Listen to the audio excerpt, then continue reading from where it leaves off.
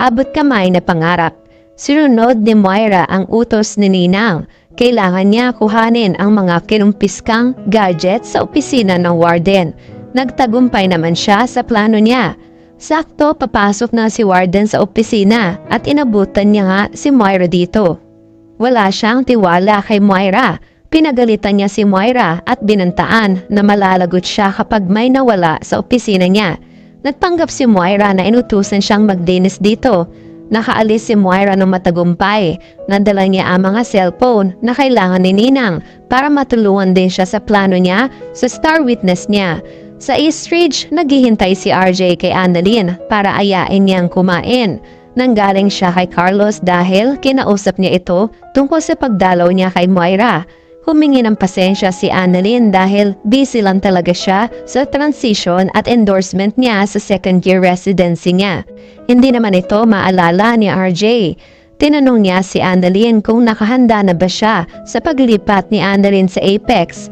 Hindi naman sigurado si Annalyn sa desisyon niya. Sakto dumating si Carlos, siya na ang sumagot. Oo nga naman, Annalyn, bakit hindi ka pa lumipat sa Apex? Nagulat si Annalyn. Kung okay lang ba kay Doc Carlos? Sagot naman ni Carlos, hindi ka na dapat pigilan kung ano ang gusto mo. Saka isa pa, sa inyo ang Apex. Natural lang naman na doon mo itutuloy ang residency mo. Natuwa at payag si RJ. Oo nga, doon mas makakasama mo sina Zoe at Justin at pati na rin ako. Sa mga mata ni Annalyn, ayaw niyang lumipat sa Apex. Nandududa siya sa plano ni Carlos dahil sigurado siya kapag wala na siya sa East Ridge, malaya na siyang magagawa ang pananakit sa nanay niya kapag mainit ang ulo niya. Ayaw niyang iwan ang nanay niya rito. Hindi maisumbong ni Annalyn ang mga nangyari sa tatay niya dahil baka mag-away na naman ang tatay niya pati na rin si Doc Carlos. Maingat siyang sumagot. Sige po, pag-iisipan ko po yan. Pero sa ngayon, kung ano ang naipangako kong katungkulan dito sa East Ridge bilang doktor ay tatapusin ko. Saka ko na po iisipin ang paglipat kapag handa na po ako. Nilipat niya ang atensyon sa tatay niya. Tay, magkita na lang po tayo mamaya. Pagkatapos po ng duty ko, puntahan na lang po kita. Ayoko naman po na maghintay kayo dito kasi baka mainip lang kayo. Pumayag naman si RJ. Sige anak, magkita na lang tayo mamaya. Nagpaalam na si RJ kina Annalyn at Carlos. Ganon din si Annalyn. Nagpaalam na rin siya kay Doc Carlos para ipagpatuloy ang duty niya. Nakatitig lang si Carlos kay Annalyn habang paalis ito. Maya-maya nga ay natapos na ang duty ni Annalyn. Nagpunta na siya sa Apex para makapangkita sa tatay niya. Sa pagmamadali niya, nakabanggaan niya si Dax. Nakamask ito. Hindi kilala ni Annalyn ang nakabangga niya, pero kilala siya ni Dax. Nabanggit nito ang pangalan ni Annalyn. Nagulat naman si Annalyn dahil kilala siya ng lalaking nakabangga. Kilala niyo po ako? Nabigla si Dax. Nagdahilan na lang siya. Oo naman. Sikat na sikat ka kaya. Ikaw ang pinakabatang doktor at ang batang genius. Napata mo na lang si Annalyn at umalis na rin siya. Nakahinga naman ang malalim si Dax dahil nalusutan niya si Annalyn. Mabuti na lang nakamas ako. Kung hindi, makikilala niya ako na ako ang nanloob sa bahay ng nanay niya. Andito lang naman ako para dalawin ang crush ko. Sa paglibot-libot ni Dax, hindi niya makita si Zoe. May dala siyang mga bulaklak. Pinaabot niya ito sa nursing station para makarating kay Zoe. Nagkatuwaan naman ang tropang Apex nung makita nila ang bulaklak. Dumating na rin si Zoe para ibigay nila ito sa kanya. Zoe, may nagpapabigay sa iyong bulaklak. Noong una natutuwa pa si Zoe, pero nainis siya nung mabasa niya ang card. Galing pala ito kay Dax. Tinukso siya ni Doc Eula. Uy Zoe, may secret admirer ka na pala. Bago ka na palang mandiligaw no? Naiinis si Zoe. Wala akong mandiligaw. Dagdag pa naman ang tropa nila. May bulaklak ka nga sino naman yan? Hindi ba yan manliligaw? Asar si Zoe.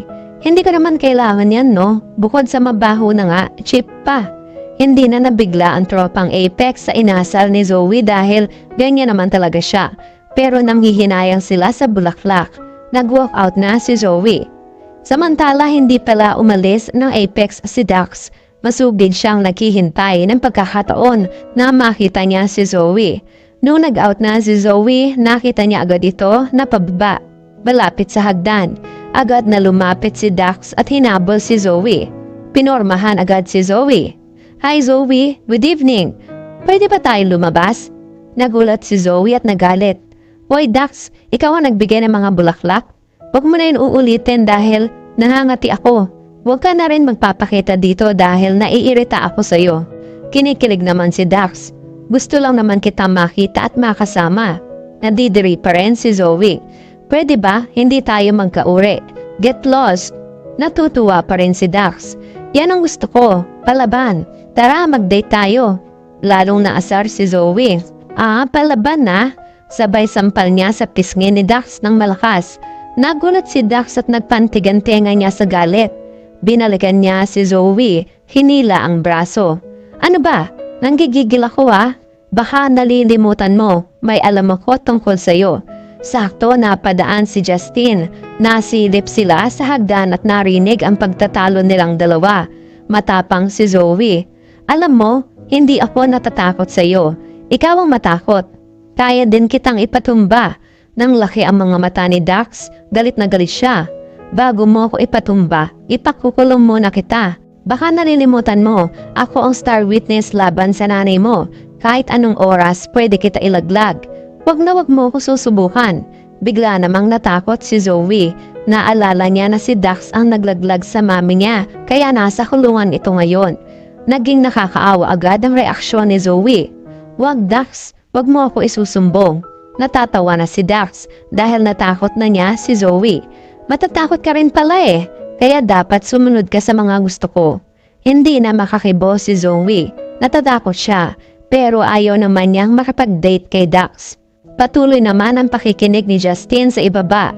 Pilit niyang pinakikinggan ang pinag-uusapan ng dalawa. Hindi malinaw, pero kumuha siya ng cellphone at kinuhanan ng video ang dalawa.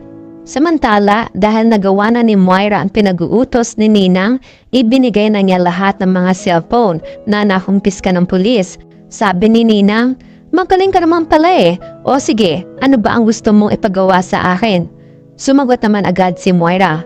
Gusto kong ang star witness sa kaso ko para mapabilis na ang paglabas ko dito. Hindi nila alam, naaamoy na sila ni Madam Lotus at natunugan. Nakasilip na si Madam Lotus sa dalawa at naririnig ang pinag-uusapan. Sumagot si Ninang, yun lang ba? Napakadali lang naman pala ng pinapagawa mo. Kayang-kaya yan. Abangan mo na lang ang balita. Sigurado, mawawala na ang sakit sa dibdib mo. At yan ang mga pakakaabangan natin sa abot kamay na pangarap. Please like this video and please subscribe to my channel.